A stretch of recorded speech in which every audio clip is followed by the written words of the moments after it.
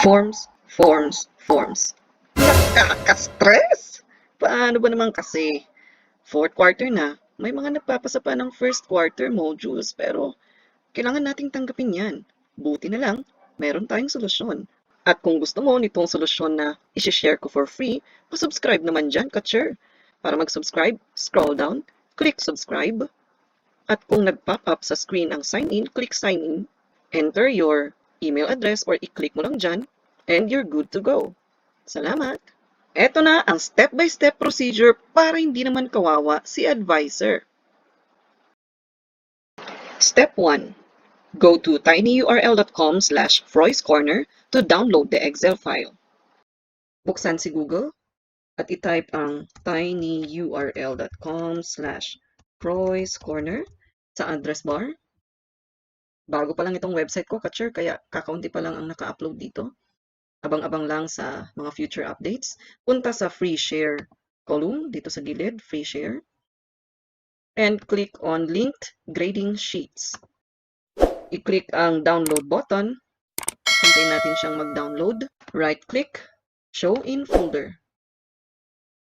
And then right-click, i-cut natin siya. Go to your documents, create a new folder, and i-rename natin, let's say, grading sheets. Linked. Enter, enter. Right-click, paste. Step 2. Save the file in a folder, duplicate multiple times, and rename them according to the class sections in your school. Right-click, copy, and let us say mayroong 8 sections sa inyong school, then i-paste natin siya 8 times. So, Control-V, 1,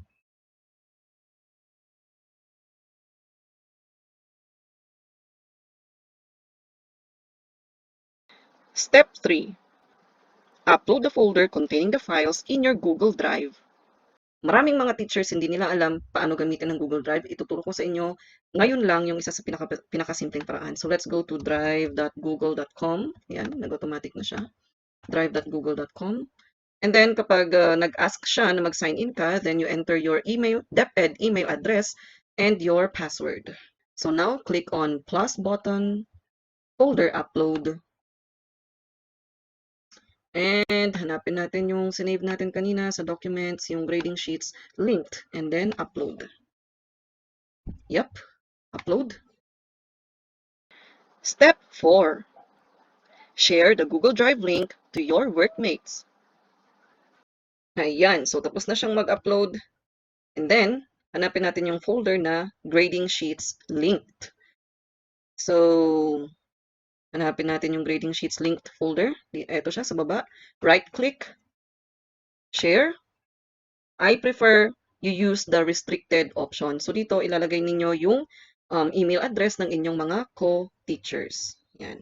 So kapag na-type nyo na yung mga pangalan ng teachers ninyo, for example, isi-share ko sa aking co-teacher na si Ma'am Shirley, and editor, kailangan nakaklik yung editor dyan kasi kung viewer or commenter lang ang nakaklik, hindi nila may edit yung form. So kailangan editor.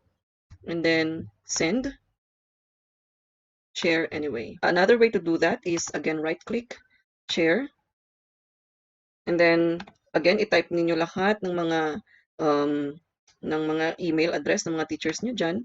Or, basta naka-click itong share with Department of Education, so sa co-teachers nyo lang yan, copy link, kasi kung marami kayong co-teachers sa school niyo, copy link, and then isend nyo na yung link na ito sa inyong Messenger group chat. No? Pero sa mga big schools naman, pwedeng yung advisor lang ang, halimbawa, i-open nyo itong grading sheets. Yung advisor, i-share nyo lang yung link ng kanyang class grading sheet sa kanyang workmates. Then, for example, ako yung advisor ng Ten Sincerity, i-right-click ko lang ito, and then share ko ulit, and then enter ko yung mga email address ng lahat ng mga teachers na nagtuturo sa aking advisory class. Again, I will just make sure na editor yung nakalagay na trabaho nila dyan, and then copy link, i-share ko ulit yung link sa aking mga workmates. Okay, so kung na-share nyo na sa inyong workmates, eto na, kailangan maituro sa kanila kung paano gagamitin itong linked grading sheets. So for example, ako ay isang subject teacher sa Ten Sincerity. Pag open ko nitong grading sheet ng Ten Sincerity, Of course, kailangan trabaho ng class advisor, i-enter lahat ng names ng mga students dito sa ating Input Data tab. Ayan, Input Data tab, kailangan i-enter ni advisor lahat ng pangalan ng mga students. Ito yung problema. Minsan, doon sa class record or doon sa grading sheet ni advisor, iba yung pagkakaayos ng pangalan ng mga students doon sa pagkakaayos ng pangalan ng mga students sa grading sheet naman ni subject teacher. Kaya kung minsan, nagkakapalit-palit ng grades yung mga bata. So, mahirap yun kung yung advisor lahat ang mag-enter ng grades ng lahat ng teachers, tapos yung mga teachers na yun, hindi pare-pareho yung arrangement ng pangalan ng mga estudyante. So, kailangan maging maingat lamang dito, no? Kaya ito na nga ang strength nito.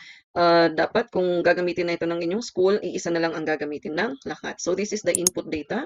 I-enter ng advisor yung section at pangalan ng advisor dito. Palitan nyo na rin yung pangalan ng school dyan sa taas. So, for the first quarter, dito sa Q1 tab, yan, i-enter na ng mga subject teacher ang grades ng kanilang mga estudyante dito sa particular section na ito. For example, sa 10 sincerity. By the way, please check kung ano ang arrangement ng mga subjects sa inyong card. Mas maganda i-edit ninyo to. Ito kasing ginawa ko, naka-pattern na ito sa arrangement ng mga subjects sa report card sa aming school. So, kung pare-parehas tayo ng ayos, edi wala na kayong papalitan dyan. Pero kung according sa arrangement ng card ninyo, ay mauuna yung English, bago yung Filipino, and so forth and so on, i-edit nyo na para hindi naman mahirapan ulit yung teacher later on kapag gagamitin niya itong data na ito sa pagta-transfer ng mga grades manually sa mga report cards ninyo.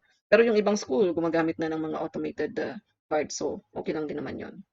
So, ganyan ang gagawin ng mga subject teacher sa quarter 1, quarter 2, quarter 3, and quarter 4 sa kanilang mga klase. Now, ito ang maganda dito sa grading sheet na ito. Sa baba ay meron na ring data na i-generate ang spreadsheet na ito. Ibibigay na niya sa inyo ang number of students who got the following grade ranges.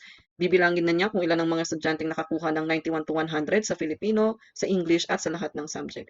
Bibilangin na rin niya kung ilan ang nakapasa at ilan ang hindi nakapasa. Also, okay, ito lamang ang kailangan ninyong tandaan. Huwag na huwag gagalawin ang formula dito sa average and rank section. Wala kasing protection option dito sa ating Google Sheets, no? Dati meron pero ngayon wala. So, hindi ko ma-protect ngayon yung ating formula. So, eto kasi, kapag nag-enter ka na ng grades, for example, kay student, halimbawa, si student boy. So, lalabas ang lahat ng pangalang boy dyan sa taas. Yan. So, halimbawa, naglagay tayo ng grade niya. Sige, mag-enter lang ako, ha?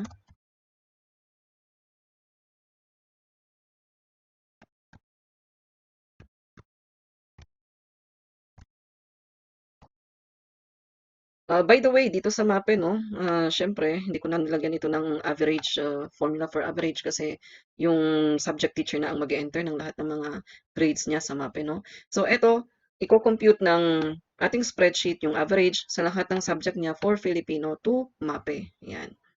And then, irarank na rin niya yung mga students. Yan, para automatic, di ba? So, let's say, kukopyahin ko itong mga grades na ito. Ito yung mga grades.